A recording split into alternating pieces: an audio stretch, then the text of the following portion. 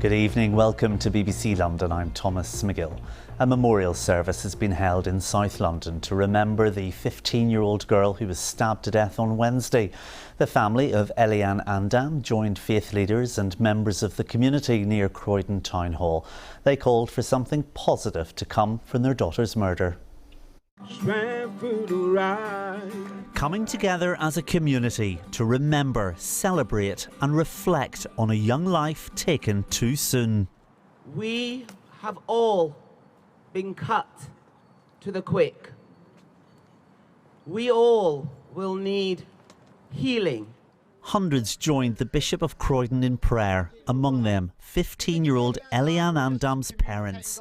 This gathering just days after the teenager was stabbed to death on her way to school. The everlasting God. Eliane's parents hope some good can come from the tragic loss of their beloved daughter.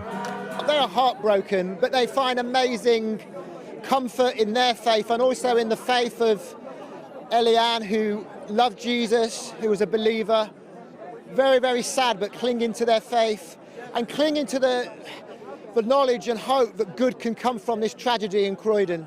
This is a community all too used to dealing with knife crime. The service also remembered 20-year-old Bradley Hutchins, who was also stabbed to death a fortnight earlier in New Addington. One life is one too many.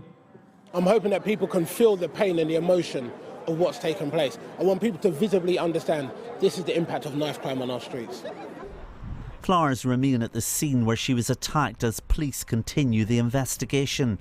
A 17-year-old boy was charged with her murder on Friday. Some comfort perhaps for a family and a community broken. An Avanti train has been unveiled dedicated to Britain's first black train guard to coincide with Black History Month. Asquith Saviour came to London as part of the Windrush generation, and whilst working as a guard at Marylebone Station he campaigned for equal rights for all and won. Aisha Bucks has his story.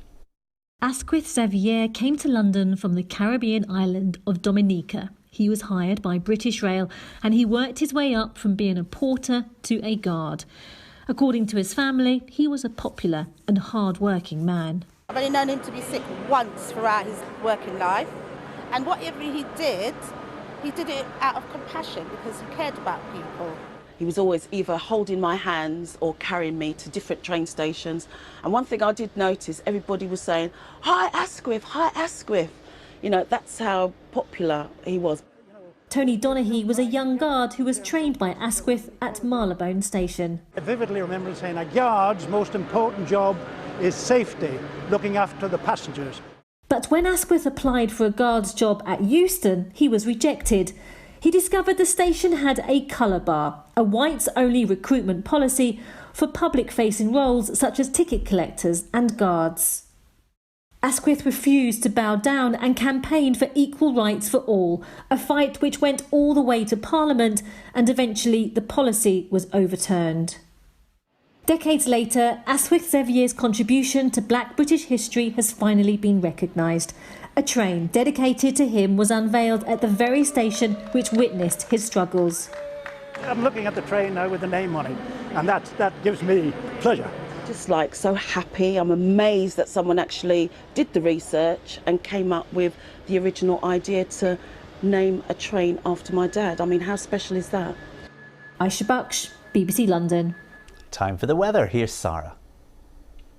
Another very mild start for us tomorrow morning across London and the whole of the southeast. Temperatures in the mid-teens, but like today, it will be cloudy and that cloud will continue to thicken up through the morning, eventually starting to bring us some showers, and those showers becoming more widespread as we head through the afternoon into the evening. They could be heavy and thundery. There will be some drier weather mixed in though at times, and an odd bit of brightness. It's still warm. Behind it for Tuesday, it is much brighter, although a bit cooler.